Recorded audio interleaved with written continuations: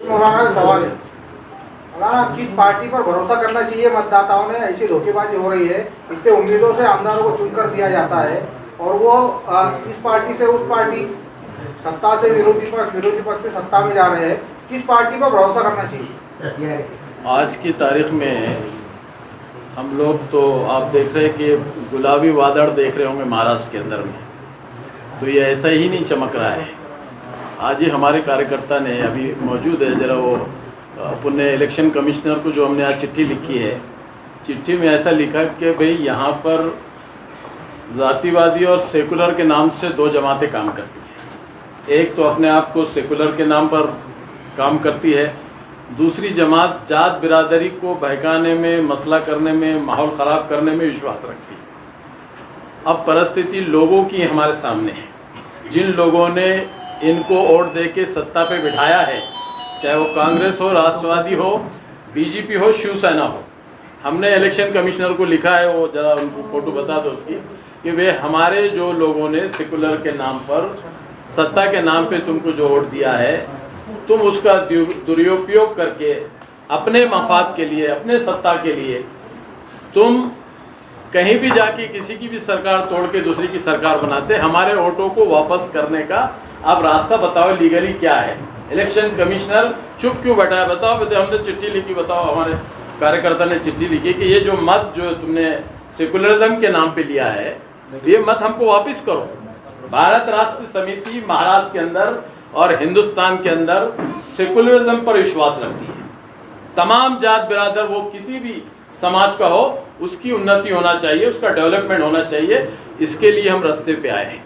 हमारा नारा है कि सबसे फर्स्ट अब की बार किसान सरकार। किसान की तादाद जो है 70% है।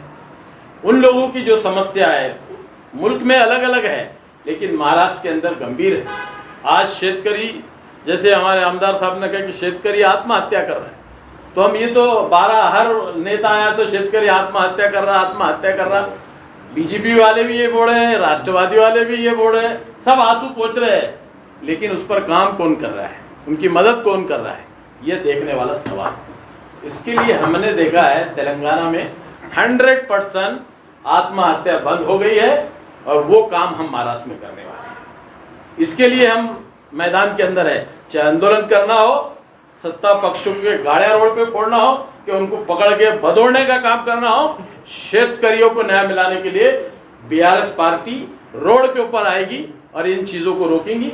अगर जनता सुधने है, समझदार है, बीआरएस को सत्ता पे लाती है, तो जो तेलंगाना के अंदर में कर रहे हैं उससे बेहतर यहाँ कर सकती है। इसके लिए कि तेलंगाना एक छोटा राज्य है, वो 3 लाख करोड़ रुपए का बजट वाला जो है तो राज्य है। हम 10 लाख करोड़ का बजट का जो है तो राज्य है।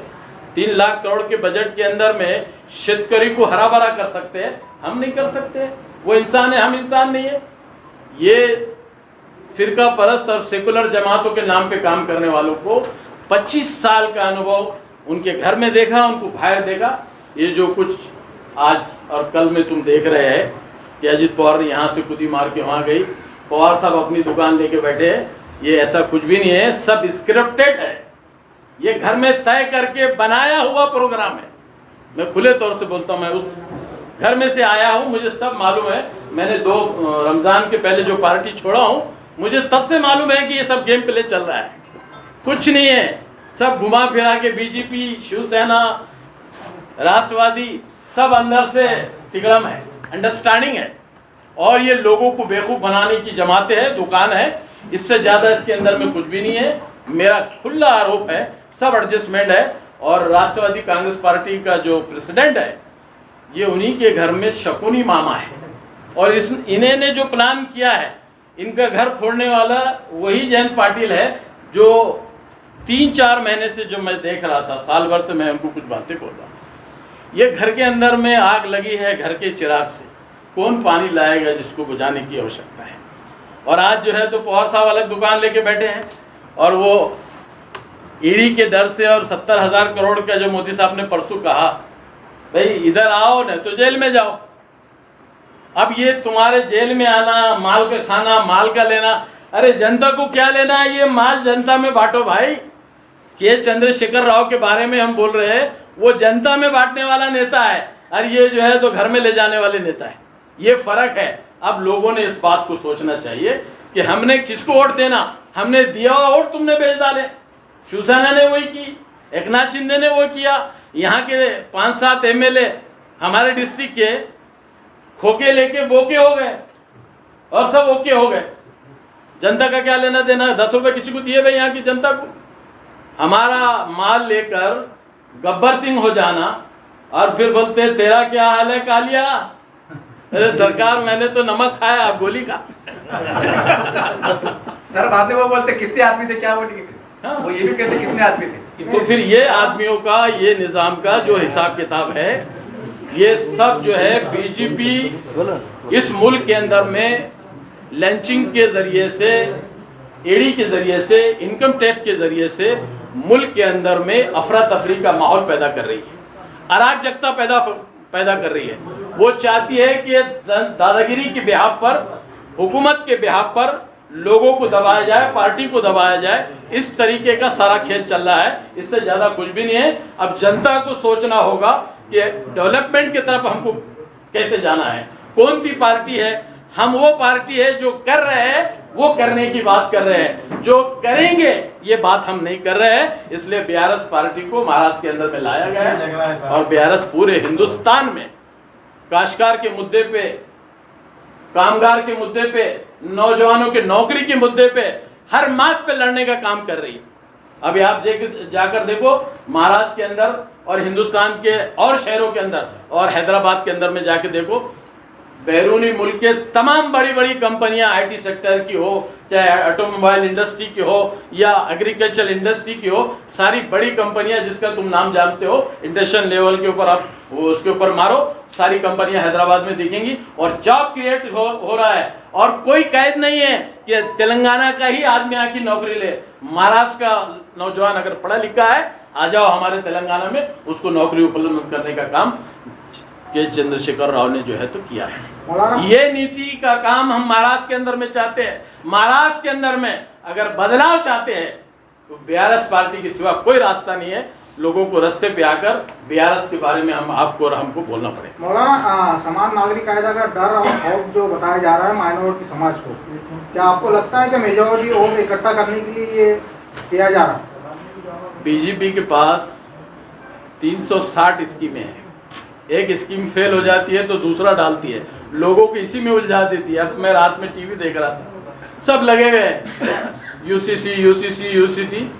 मेन मूल जो मेरी प्रॉब्लम है, खेती का जो प्रॉब्लम है, काश्तकार आत्महत्या कर रहा, उसका दिमाग डाइवर्ट करके यूसीसी की तरफ ले जा रहा। इसके विवाद दिशा भूल करने के अलावा बीजेपी के पास अभी तुम ये मुद्दा अगर खत्म हो गया तो उनके थैली में अभी 50 मुद्दे अभी रेडी है, फट इलेक्शन के पहले लाके डाल दी।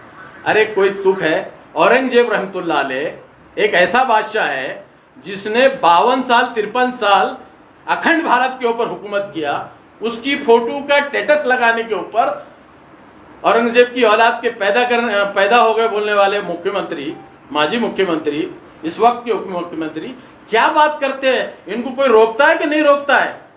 हिंदू भाइयों को यह समझना चाहिए कि इस तरह की झूठे बातें करके आप क्या गुमराह कराना चाहते हो? वो क्रिमिनल आदमी है, गुंडा है, दाऊद है, राजेंद्र है। मौलाना जी, आप औरंगजेब को आदर्श मानते क्या?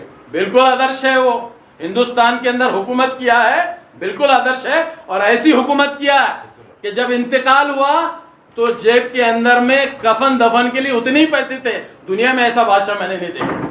क्या भ्रष्टाचार करेंगे? यहाँ तो खाने का और खिलाने का ही धंधा है।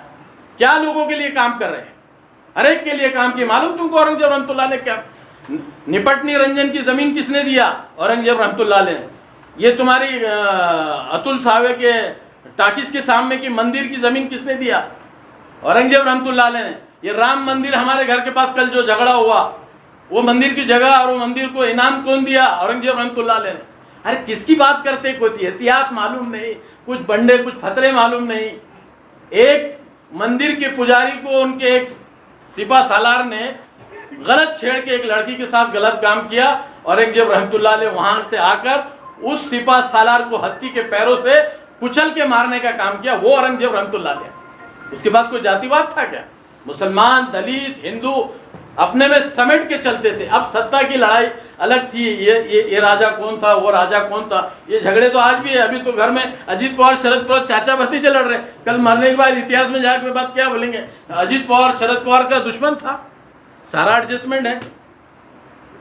तो इस तरह के बेवकूफ सवालात, इस तरह के गलत चीजें हमारे समाज को बहुत दूर लेके जा रहे हैं। देश को आगे बढ़ाना है, स्टेट को आगे बढ़ाना, मुल्क को आगे बढ़ाना है तो गंगा जमनी तहजीब है जो मुसलमान, हिंदू, तमाम जात बिरादर के लोगों को प्यार मोहब्बत से रहना चाहिए। प्यार मोहब्बत की राजनीति पे हम विश्वास करते हैं, आपस के इत्तेफाक पे हम जो है तो विश्वास करते हैं। उसको हमने बढ़ाना चाहिए और देश को बढ़ाना चाहिए। कोई भी हमारे पास कमजोर तबका है किसी भी जात के नाम पे, उसको उठाओ। ये पार्टियों में मैंने 25 साल काम किया। राष्ट्रवादी कांग्रेस पार्टी सबसे पहले माइनॉरिटी के डेड अगेंस्ट है, दलितों के डेड अगेंस्ट है। सिर्फ चेहरा बना के रखी है कि हम माइनॉरिटी के हैं, हम दलितों के हैं, सब बकवास है। 25 साल देखा, बहुत सब्र किया, कोई रास्ता नहीं था। एक तो कांग्रेस में जाओ, हम तो बीजेपी में नहीं जा सकते, आरएसएस में नहीं जा सकते, फिरका परस्त में नहीं जा सकते, कांग्रेस में जाओ ना तो राष्ट्रवादी में जाओ। एक बहुत दिनों के बाद बीआरएस के नाम पे एक सेकुलर, ओरिजिनल सेकुलर पार्टी हमारे सामने है। तो आज हिम्मत हुई कि चलो उस प्लेटफॉर्म पे तमाम समाज बिरादरी को न्याय देने का काम कर सकते हैं। सबके साथ प्यार मोहब्बत से एक पुराना हिंदुस्तान, गंगा जमनी वाला हिंदुस्तान, ये बीआरएस के माध्यम से हिंदुस्तान में और महाराष्ट्र में हम खड़ा कर सकते हैं। मौलाना साहब, लेकिन औरंगाबाद में महाराष्ट्र देख रहे हैं, कुछ मुसलमान लीडर कह रहे हैं कि हमको औरंगजेब रहमतुल्लाह अलैह से कुछ लेना देना नहीं है। ऐसे लोग बारे में क्या कहेंगे आप? ये बेवकूफ़ किस्म की बातें हैं, ये भी स्क्रिप्टेड बोलते हैं। उनको पहले से औरंगाबाद का इतिहास अगर देखेंगे तो पहले खबर पे भेजा गया कि जाके तुम ज़ारत करो, टीवी लेके जाओ, फिर बताओ कि ये ज़ारत करने का है। उसके बाद फिर गारत करो, तो राम मंदिर के पास गारत करने का काम किया गया। ये सारा स्क्रिप्टेड है। ये जो बीजेपी और शिवसेना के जो प्यादे हैं, ये असल बी टीम है। अब हमको बी टीम बोल रहे हैं, हमको बी टीम बोले वाले कल जो है तो ए टीम बन के जो है तो बीजेपी में चले गए। आप क्या बोलेंगे उनको? इसलिए ना बी टीम है ना सी टीम है, हम तमाम जात बिरादरी के लिए काम करने वाली काश्तकारों की टीम है। सारी बात आ गई, काफी बार आपने कहा है और हमने भी इसको प्रसारित किया है। आज पूरे महाराष्ट्र में दबाव हालात बने हुए हैं, टूट का शिकार है। ऐसे पे टूट के कहाँ चलेगी आपको पता है। आज जनता के मन में चल रहा है कि बीआरएस का भविष्य कहाँ है, आप कहाँ जाने वाले, ये सवाल सबसे बड़ा क्या है। हम कहीं जाएंगे नहीं, हम महाराष्ट्र में रहेंगे। हमारी पार्टी के चंद्रशेखर राव इनके नेतृत्व में महाराष्ट्र में काम करेंगी और हमारे लोग चुन के आने के बाद किसानों के लिए, दलितों के लिए, अल्पसंख्यकों के लिए, सब लोगों के लिए काम करेंगे। नहीं सर, कौन सी पार्टी में आप करेंगे चुनाव में करना? जरूरत ही नहीं, हम 288 संघ चुनाव लड़ने वाले हैं। आपको लगता है सर आप कौन सी ही पार्टी के लिए हमको जाने का कुछ काम नहीं है। हम अभी नए, अभी 2 महीने हो रहे हैं हमको यहाँ, तो भी हमारा पार्टी का काम कहीं भी जाके देखो, हर मतदार संघ में हमारा पार्टी का काम चालू है। 288 कॉन्स्टिट्यूशन।